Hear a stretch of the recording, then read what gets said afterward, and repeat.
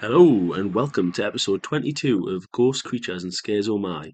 This episode is called Supernatural Hunting. In the podcast, we take the entity featured in each episode of the popular show Supernatural and explore creepy real life stories, myths, and legends that surround the theme. So this week we're looking at episode 22 of season 1 of Supernatural called Devil's Trap. On a mission to save their father from Meg, Sam and Dean seek help from an old family friend, Bobby. When Meg shows up on Bobby's doorstep, the brothers lure her into a trap and exorcise the demon from her body after learning where John is being held prisoner. While trying to rescue John, the yellow-eyed demon shows up and a full battle ensues between the Winchesters and the demon they have been searching for all of their lives. So this is the very last episode of season 1 of Supernatural. So that is why this week we're recapping this, aren't we, with a hunting episode. So it's kind of slash supernatural, but more historical, I think, Mhm. this one. Because last week's episode, it was a bit of a tenuous link to the Winchester surname and the gun. And I thought the Winchester Mystery House was a really nice kind of one-off episode. And this one's a bit similar, but we're looking at three different famous hunters. And when I talk about hunters, we're talking about hunters of the supernatural kind. So Van Helsing. yes, he does feature in there. We've got Van Helsing coming up, the real inspiration apparently behind Van Helsing, who is a fictional character from Bram Stoker's novel Dracula. We have got Matthew Hopkins, the witch hunter general himself, or witchfinder general. Mhm. And he's from the 1600s. And we're finishing off with two, if I was to say to you, two supernatural hunters who were also husband and wife, but they're not us. Ed and Lorrain Warren. Ed and Lorrain Warren. That is a hard one to say. Yeah, you know what? Say us, but the more I've done these episodes, I think I'm getting more and more skeptical. I didn't realize how skeptical I was until I started doing these episodes. It's probably going the opposite for me. Really? To be fair, So you I've started. always had an open mind, but I need to be convinced by things. And to Yeah. be fair, a few of these I think have been quite convincing. Which one? Which out? So now that we're coming towards the end of doing this podcast, the first kind of round of episodes, what has been the funnest one you've done, and the one that's most believable in terms of being supernatural? The funnest one was the one in Scotland in the thing with the what was he called again, where he chucked stones or something? Mr. Boots. Mr. Boots at him. For some reason, I was thinking Mr. Kicker. Mr. Boots. Mr. Kicker. Mr. Boots. That's his cousin. Um, he must be in like Glasgow or something, was he? Yeah, he's a bit rougher. Aye. Oh And God, no offense to to Woo! the Scots, because I mean we're hardly from London. The most believable one, um, probably like the witchy type ones, just because the druid one and stuff. hmm Because I mean, technically, you can say they are real. hmm Maybe the effects of what they say aren't quite, but they are indeed actual people who call themselves druids and stuff out there. Yeah. And what about you? I hear you say, Matty. Sorry, Amy. What about you? Twa. For me, you know what, Mr. Boots, it was because I'm fascinated by the catacombs of Paris, that one was the best one for me.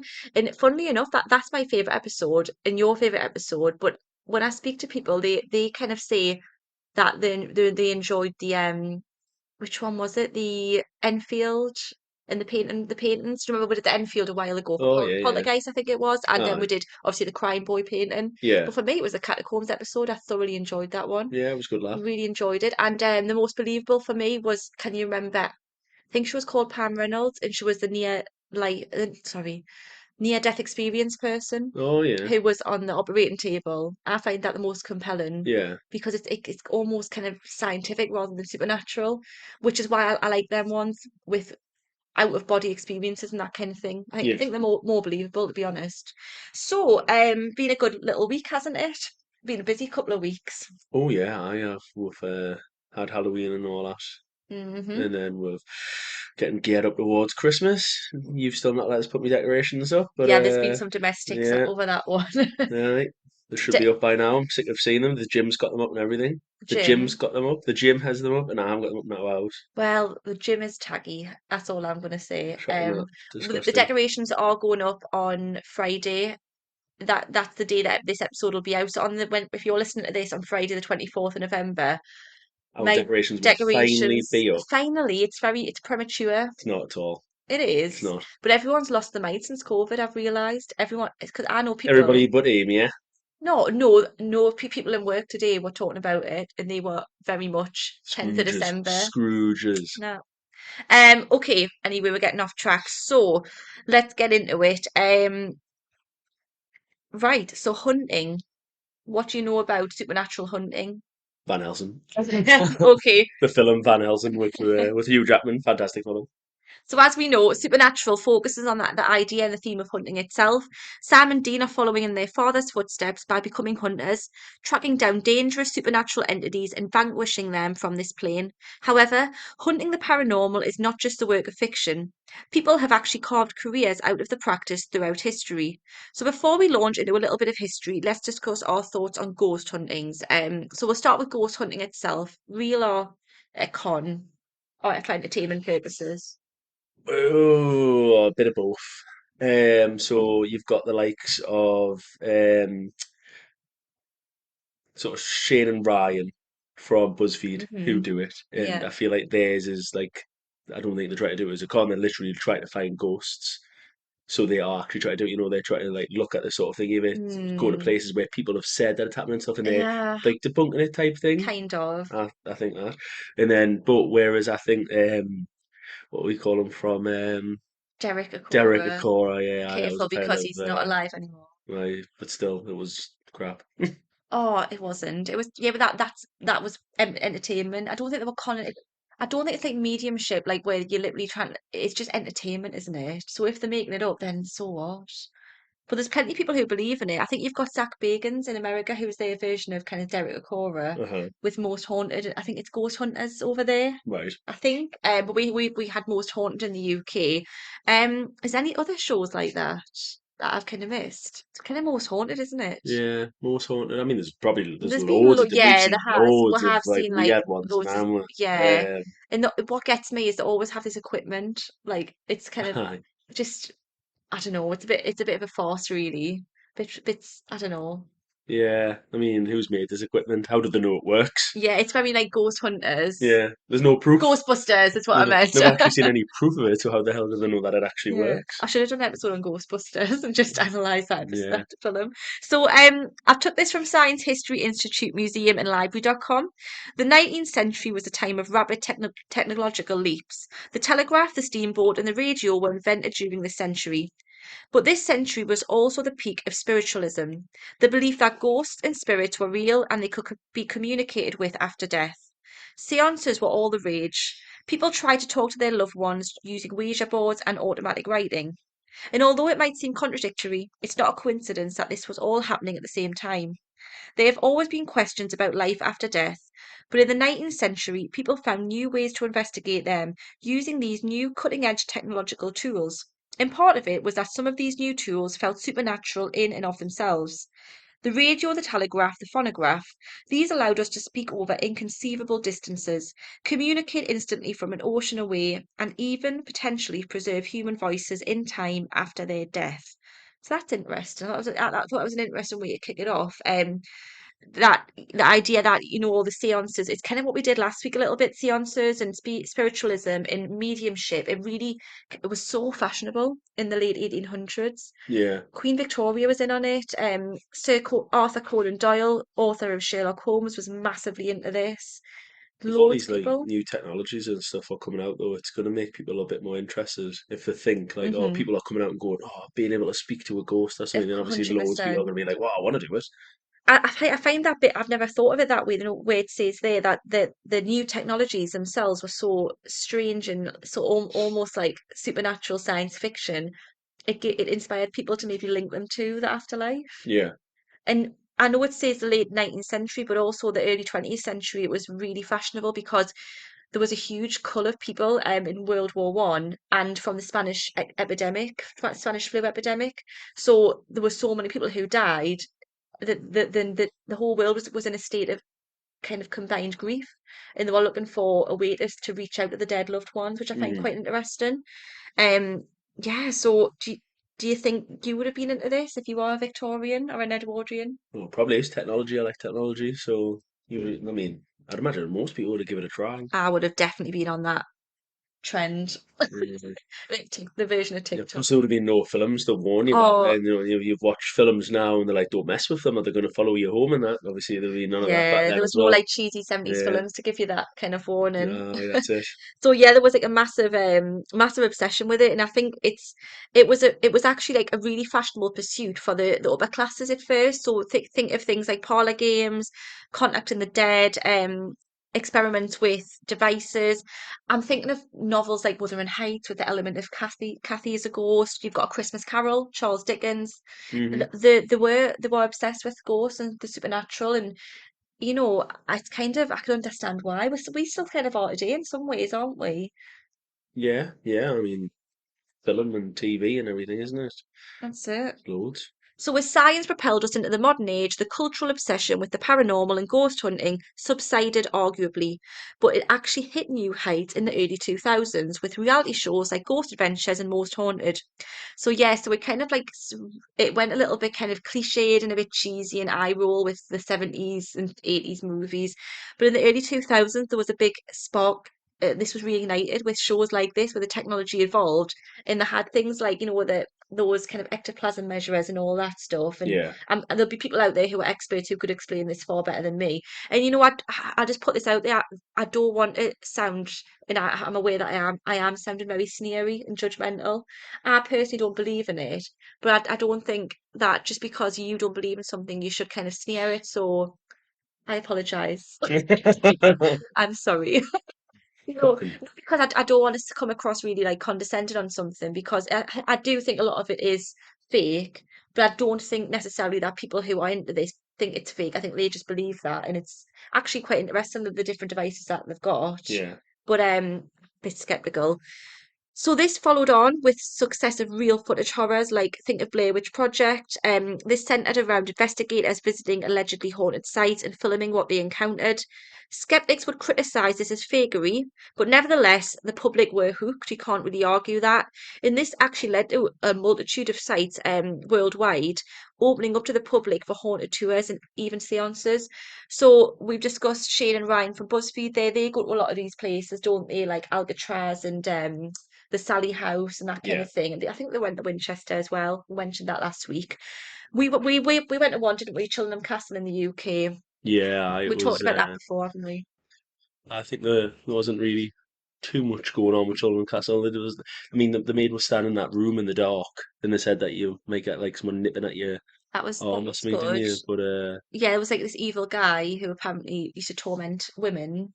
aye, So, but we didn't encounter anything. Not to say that there isn't anything there. I think we're quite closed off people to it. Funny, even though we're really interested in, well, I'll be honest, I'm more interested in the stories. I love a good story and a good yarn, and I like the story. Yeah, I a like good yawn. a good yarn. I like the stories behind these things, but I'm quite closed off. It's like, I know a lot of people go to like spiritualism nights and things like that, and me, and I went with my mum once to a spiritualist night, and nothing came to us because I don't know. I think I gave off this energy of like I don't believe in anything you say. That's why nothing came to Yeah, I think that's it. you. I'm too closed off. Yeah, I don't even want to make friends with dead people. Never mind people who are alive. Yeah, I know. You wouldn't That's want it. any of them following you home just in case. Nah, not at all. So famous monster hunter, you say. Van Helsing. Yeah, I would definitely agree with that. So I took this from puzzleboxhorror.com. We're going to kick it off with one of the most famous sh- hunters of all time, even though he's fictional. There was actually a real character person behind the legend of Van Helsing. So thinking of Van Helsing, I think of in my head Hugh Jackman. Yeah, Looking quite cool and good looking, but yeah, he's had a bit of a glow up for that for Van Helsing the film, didn't he? Because I think in the novel he's meant to be like an old man. Yeah, I think so. Yeah. So, in Bram Stoker's classic novel Dracula, one of his characters who doesn't quite get as much attention as the vampire king Dracula, but is still a character that blossomed beyond the original story by Stoker himself, is the mysterious, knowledgeable, and most famous vampire hunter of them all, Dracula's nemesis, Abraham Van Helsing. However, did you know that Van Helsing was allegedly based on a real person? Born December 14th, 1666 in Angerburg, George Andreas Helwig, or Helwig in some places, was part of the Duchy of Prussia, a fief of the Crown of Poland. Helwig Helwing was an incredibly learned man of letters and a reportedly brilliant scientist. In Königsberg, Helwig studied philosophy and theology and pursued an education while travelling. Eventually, he ended up in Venice, in Leyden, where he collaborated very closely with Hermann Boerhaave, a Dutch botanist. It wasn't until 1691 that he returned to his hometown, shortly following his father's death. He took up employment as a Lutheran pastor, and aside from his religious line of work, he was also a physician who took a great deal of interest in studying botany and other natural sciences while doing his duty as a clergyman. What is really interesting about Helwig, though, is that despite his fairly mundane line of work, he was also a student of the paranormal and supernatural. This, of course, led him to study vampires and werewolves in particular, and he even went as far to talk about how the inhabitants of Masuria fought supposed vampires by decapitating them during the bubonic plague epidemic. Research shows that the peasants of the time also had a habit of stabbing the corpses with stakes. So, with what we now know about George Andreas Helwing and the little we know of the mythology of Van Helsing, are the two really connected in a meaningful way at all? Well, within the books and papers that he wrote, many of those had to do with vampires. Research makes the link that not only with the similarity of the surnames, but also with the kinds of education that both Helwing and Van Helsing pursued. So basically, the surnames not only it's not just that the fact that they sound alike, Hmm. it's the fact that they're from the same part of the world and that they were interested in the same things and they were like both scholars. Um, Academics believe that Stoker also had the fortune to find out about Vlad the Impaler, his inspiration allegedly for Dracula, from his friend Armin van Bury. So it is speculated that he found out about Hellwing from the same source. So this friend of his, who has quite a Eastern European sounding name, I could be wrong there, told him all about Vlad the Impaler, who allegedly is the inspiration for Dracula. Yeah. So it would make sense that he also talked about a famous academic scholar who was interested in this concept, and he's conflated the two and came up with this novel, which I think is really Yeah, it's really fascinating, cool. really. And while Hellwing may not have hunted vampires in the sense that we might think of today, he didn't actually believe in vampires. He did hunt the folklore, which led people to believe in them and therefore display the practices that they did. So, a bit like kind of what we do in a way, but like obviously on a much elevated level. He doesn't necessarily believe in what he's talking about. It's just that he's interested in where these beliefs come from, and he's interested in people and why people think of these things, and why are people going around decapitating corpses and putting stakes in the hearts. It's a fair enough thing to It's wonder like about, isn't it? a sociology experiment, really, Yeah. very early on in the people's minds and what people believe. Um. In Helbing's homeland, the bubonic plague, in the 1708 to 1711 in particular, brought the height of vampire hysteria, where he was able to describe an incident where the people of the village found a monster. He reported that after singing a song for the dead, the monster's head was chopped off with a spade and thrown back into the tomb together with a live dog. That's That's shocking, shocking. that. Poor dog. So he wasn't an animal lover. No. Well, he didn't do this, but what was the purpose of that, do you think? No idea. There's got to be a reason. Suppose the dog would eat the head, maybe? Yeah, it's a bit bizarre, that, isn't it? Grim, aye. Oh, hang on. This was due to the widespread belief that the dead could rise from their graves as vampires and further spread the disease, which was exterminating the population. That doesn't really explain it. No. Maybe the dog would warn people that he was moving. You know what I mean? Are you Help! serious? Help! The guy's alive! Like Van Helsing, though, Helwing risked his life to save those in danger, according to research, and the only difference is that Van Helsing attempted to kill monsters and Helwing attempted to eradicate disease. Interestingly enough, though, Van Helsing has gone through a transformation in his appearance in television and cinema.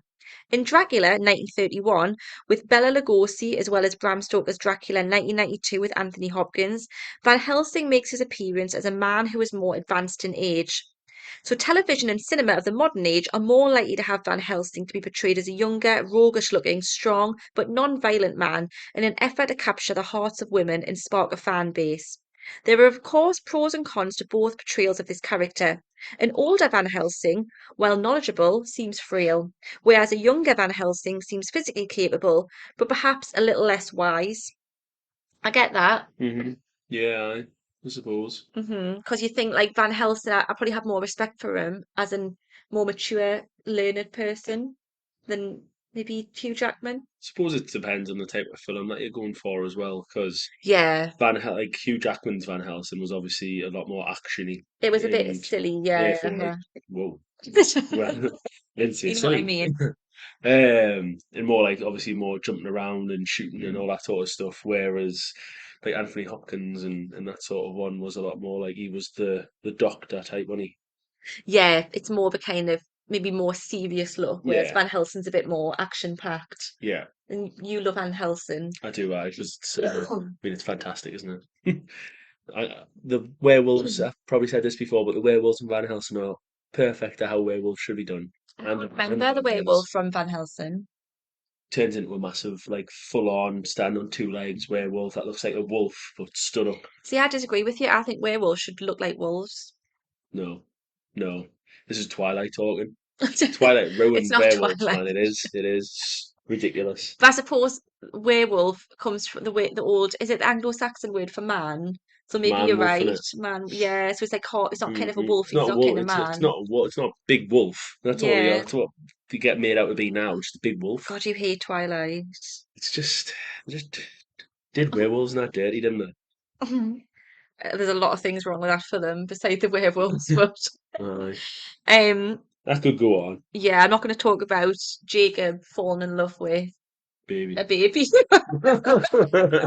Hey, more like a true crime yeah, podcast. that's what I say. Aye. Interestingly, we're going to wrap this up. Van Helsing is not the only vampire hunting character that you've seen in throughout history, vampire movies, TV. Can you think of some famous vampire hunters?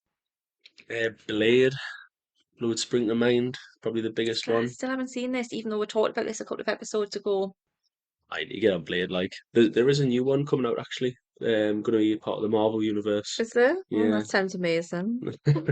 I love Marvel and DC so much. Oh, They you haven't like should. eradicated cinema at all. I love it. We're not going to get into this debate. Yeah.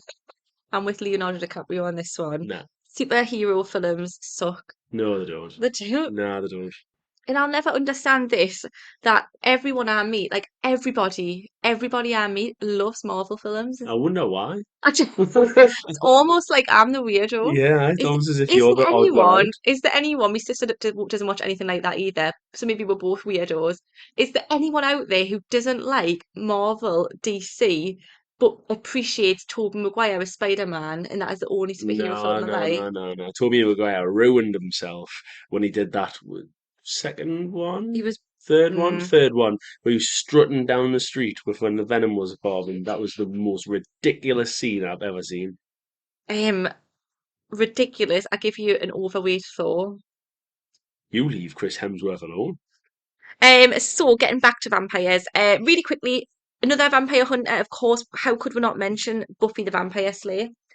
Slayer? Slayer. Slayer. Yeah, I don't know why I said it like that. Buffy obviously was a little bit before our time, like I've said before, but I do remember watching episodes of Buffy. I tried watching it again, from scratch a few years ago. It's not for me. Aye. Do you know Sabrina the Teenage Witch? I love Sarah Michelle Gellar, but I couldn't get into it. Yeah, no, to Too be fair, 90s. I was never a big, massive fan of Buffy the Vampire Slayer. No, Like, I don't never know really why. watched it. Love Yeah, Spike though. nah, I'm Team Spike. never really watched any of it. No, I don't. Bits and pieces here and there, but Yeah, it's too. I don't know, not for me. But I mean, you can't not mention Lost Boys. Absolutely love the 1987 film Lost Boys. The Frog Brothers. They were hunting vampires, and they represent those of us who don't have superpowers but still have a powerful need to protect people ultimately from evil forces. yeah. So. We're going to move on to story section 2 out of 3. We're going to look at completely a shift from vampires to witches now. So we're looking at another aspect of hunting paranormal forces with a more sinister edge and a bit more of a serious one.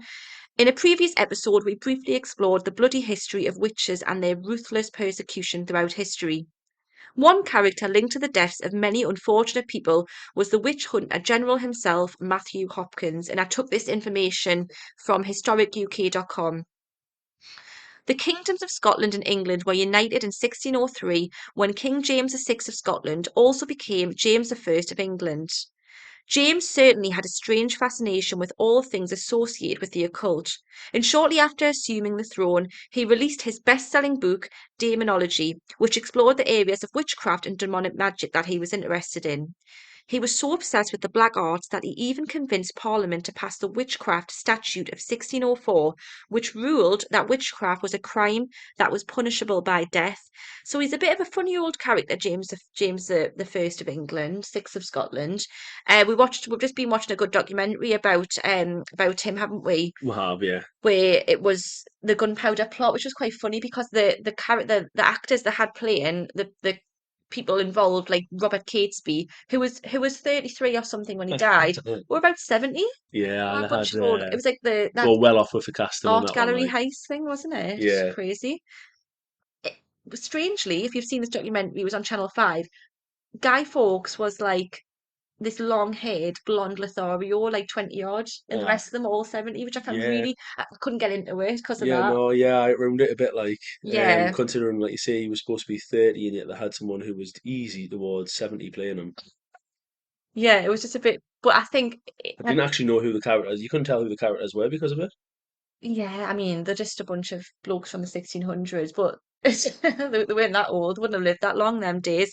But yeah, so James the First was fascinated by all things supernatural, and I think he's a very complex character. So he was famous for being absolutely filthy for once, in the way of dirty. Hmm. So when he was younger, he had a bath and he got caught a cold from a bath. That just really sticks in my head because I love history.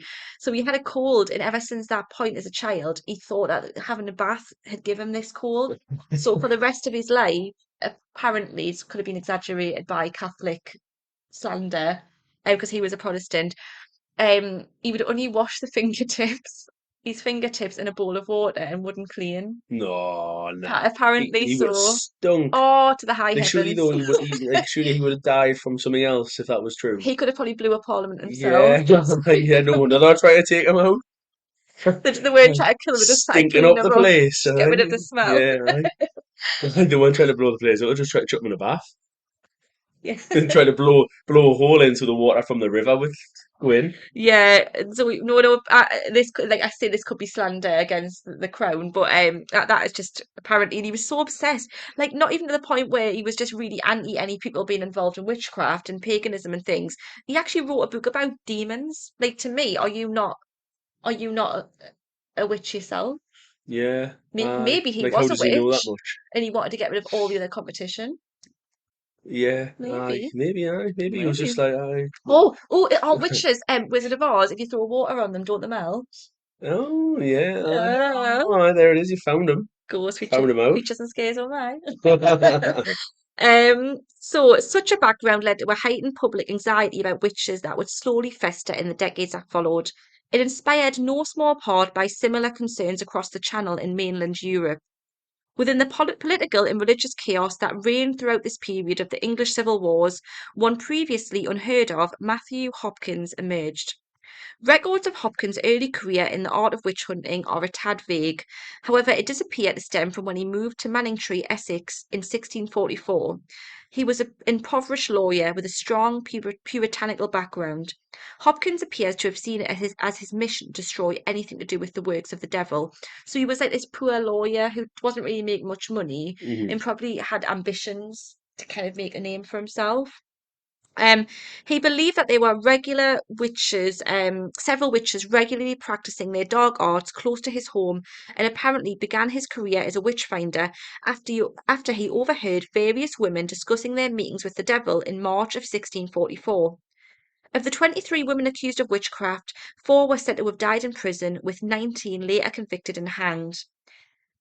So yeah, he's apparently overheard a few women talking about witches and meeting with the devil.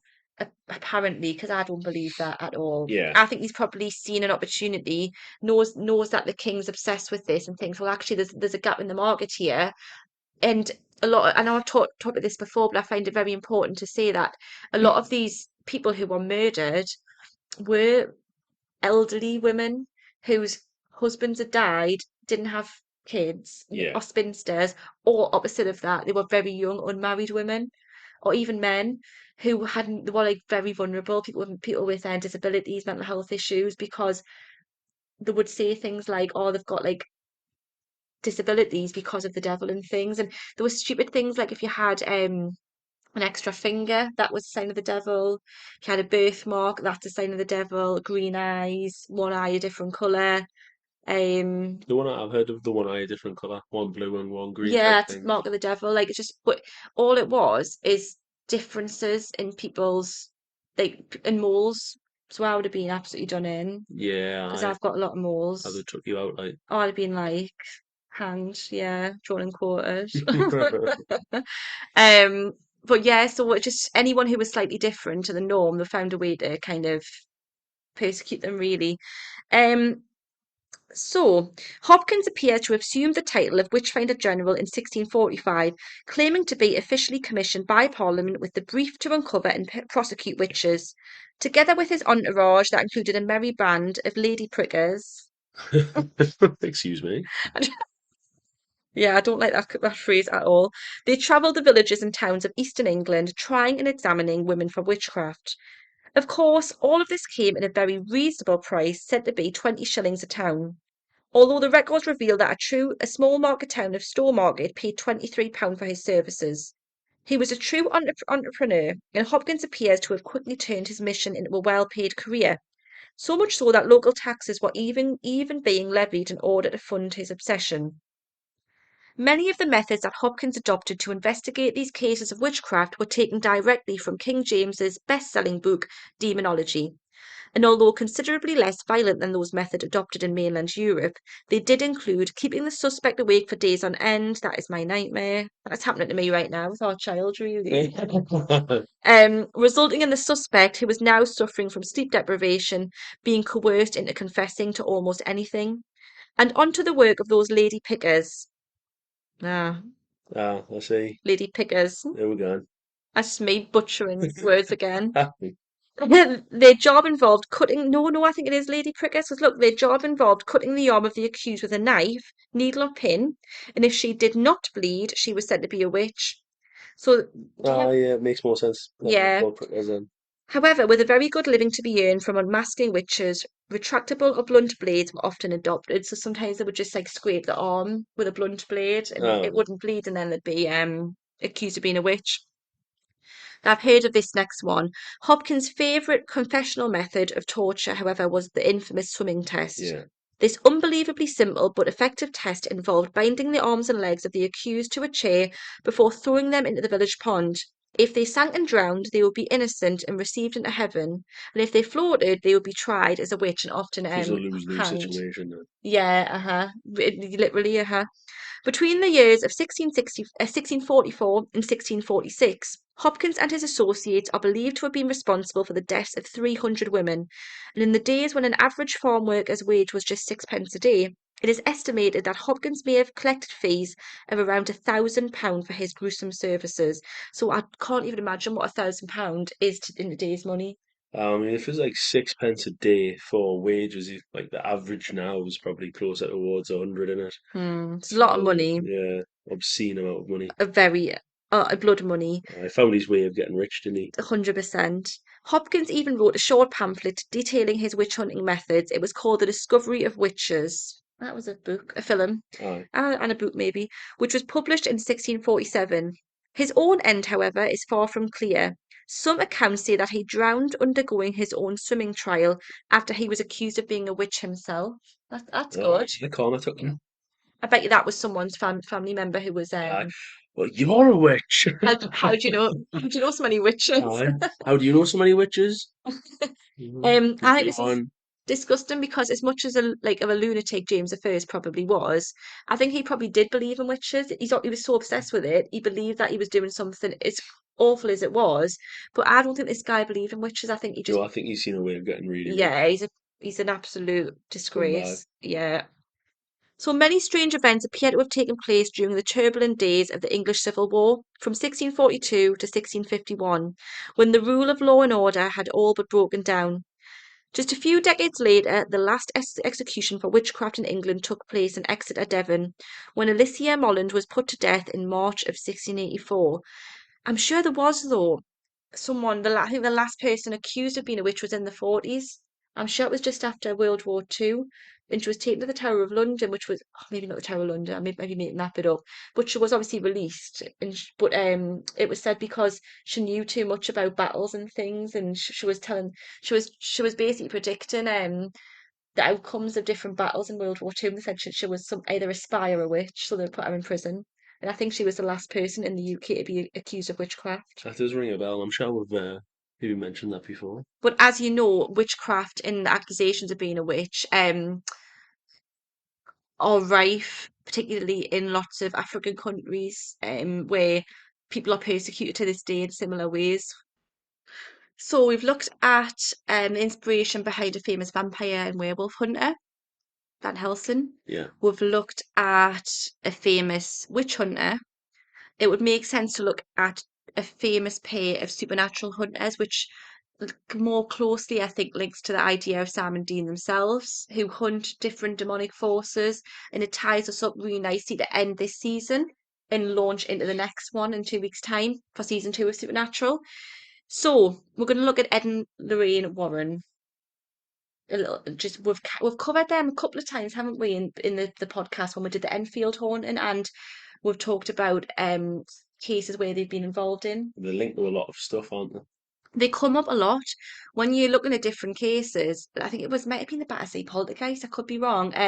They come up quite a lot. And also the Conjuring House. That was where we talked about them Yeah. previously. The Conjuring. So Ed and Lorraine Warren. What do you know about them other than being supernatural hunters? From the Conjuring Hmm. films, really. Obviously, I think they got sort of well, blamed for being frauds and that, didn't they? Quite Yeah, a bit. Obviously, they went to different people's houses and that. Obviously, it's hard to tell really because the films are taken obviously a bit skewed. of course, yeah, that's always going to happen. But they were involved in, I think most famously, Amityville, which we are going to do. We're going to do a whole episode on Amityville, which is one of my absolute favorites. Like I'm fascinated by Amityville, and that'll be I think next season or the season after. Yeah, I've got it penciled in that because it links closely to one of the supernatural episodes. So this information I took from All That's Interesting, did a really good write up on Ed and Lorraine. So, the founders of the New England Society for Psychic Research, Ed and Lorraine Warren, investigated America's most infamous cases of haunting and demonic possession. Before Hollywood turned their ghost stories into blockbuster movies, Ed and Lorraine made a name for themselves by investigating cases of paranormal hauntings and happenings. In 1952, the married couple founded the New England Society for Psychic Research. And in the basement of their research centre, they created their very own occult museum, horrifyingly adorned with satanic objects and demonic artifacts. But the centre's primary purpose was to serve as the base for operations for the couple. According to Ed and Lorraine Warren, they investigated over 10,000 cases over the course of their careers, with doctors, nurses, researchers, and police at their assistance. And both Warrens claim to be uniquely qualified to investigate strange and unusual phenomena. Lorraine said that she could see auras around people ever since she was 7 or 8 years old. She was scared if she told her parents they'd think she was crazy, so she kept her powers to herself. But when she met her husband, Ed Warren, when she was 16, he knew that there was something different about her. Ed himself said that he grew up in a haunted house and he was a self taught demonologist as a result. That's sketchy. yeah. First of all, how old was he if she was 16? And I don't really think he was a demonologist. Well, could he even not also been 16? Could have been. Like, But I bet bit he of a leap. wasn't. I bet he wasn't. Should I find I was out? about to say, I could just be chucking slander on someone Pause here. this. Okay, so I'm sorry. He was 17, I think. The slander that you So threw, shade. The shade that you're chucking about. I just thought it was going to be something ridiculous, like she was 16 and he was 31. Well, like they just had a long, happy marriage. Well, I say that, I don't know how it ends, but They did. yeah, They did. yeah, They've been accused of many things, but a happy couple, I think they were. yeah. I mean, I know apparently he was a ladies' man, wasn't he? Oh, it's more shade getting chucked about, yeah. All the accusations. I hope he's not like a demon now. He's going to come back for us. Um, in a locked glass box in the Occult Museum, there's a Raggedy Ann doll named Annabelle with a positively do not open warning sign on it. The doll may not look menacing, but of all the items in the Occult Museum, that doll is what I'd be most frightened of, said Tony Spearer, the Warren's son-in-law. So we remember Annabelle, don't we? Like some Yeah, indeed, yeah. It was part of the, well, I mean, they did a specific film on the doll, didn't they? few films. Did they? Yeah, there's loads of Annabelle films. I thought there was just the one main one around it. Obviously, it's in No, a couple of films, but I thought there was only one around that doll specifically. no, you've got. I think there's two. The first one's where it's Annabelle Wallis. Funny enough, is the main character. Where she's like her and her husband are in this house and they've got a baby. Yeah. And then the second one is where it's based in Ed and Lorraine Warren go on a hunting trip Ah, and they leave leave the the daughter daughter in with the the house. babysitter. Oh, That's the yeah. second one. I forgot about I the like that first one. film. I like that one. I think it's quite scary. But I think the nun's in that one as well, so it's not. It's more like kind of. But interestingly, the doll in the films is had a freaky kind of China doll look to her, but in real life she was like this plush toy kind of doll with red hair. Yeah, So we're funnily enough that doll is what the son-in-law says that he'd be the most frightened of. It's one of the most unassuming because they've got some pretty freaky looking stuff in that museum, but that's the one that has got the most legend attached to it. yeah. So as well as the Annabelle case, which we will be diving into in a future episode, the Warrens were also involved in other high-profile hauntings, like I've talked about. You had the Perrin family in the Conjuring House, Amityville, the Enfield haunting, and through the years, the Warrens performed all of their paranormal investigations free of charge, making their livelihood from selling books, movie rights, lectures, and tours of their museums. Ed Warren died from complications following a stroke on August the 23rd, 2006. Lorraine Warren retired from active investigation shortly after. However, she remained as a consultant to the NESPA until her death in 2019.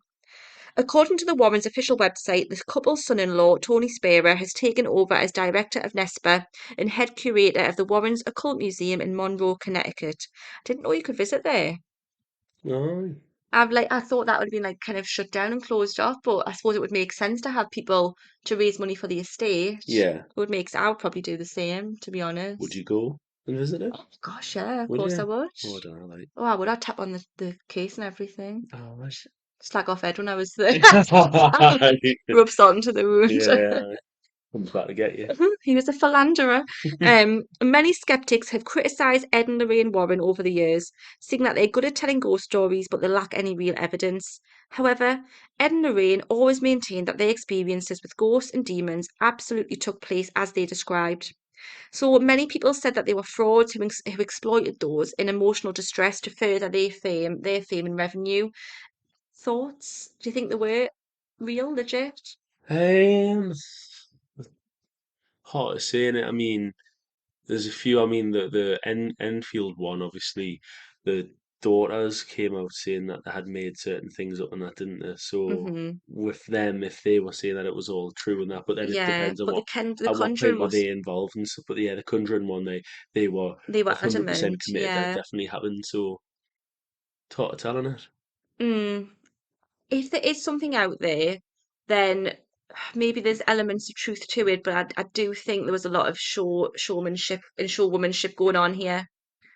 You know what I mean? It was like a real kind of a, like almost a show, putting on a show, and it captured the imagination of the country and the world, Yeah, and it made them a lot of money. And I think, probably a bit like Matthew Hopkins, they did run with it, but they weren't. I mean, you could argue they were hurting people, but the maybe, one. maybe it started off as the thought that it was like Mhm. properly real and stuff like that, maybe throughout they Mhm. still believed it to be a little bit. But yeah, I would imagine a lot of it money talks. I think so. So that kind of wraps up our episode on hunting. We will be getting on to a new series of Supernatural in 2 weeks' time. Back to looking at individual monsters, entities, and legends. So thank you so much for listening to this episode of Ghosts, Creatures, and Scares Oh My. And if you'd like to stay updated on episode releases, please give us a follow on Instagram. Next time, we'll be looking at season 2 of Supernatural. We'll explore the concept of astral projection and hear some creepy real life accounts of haunted hospitals. See you soon.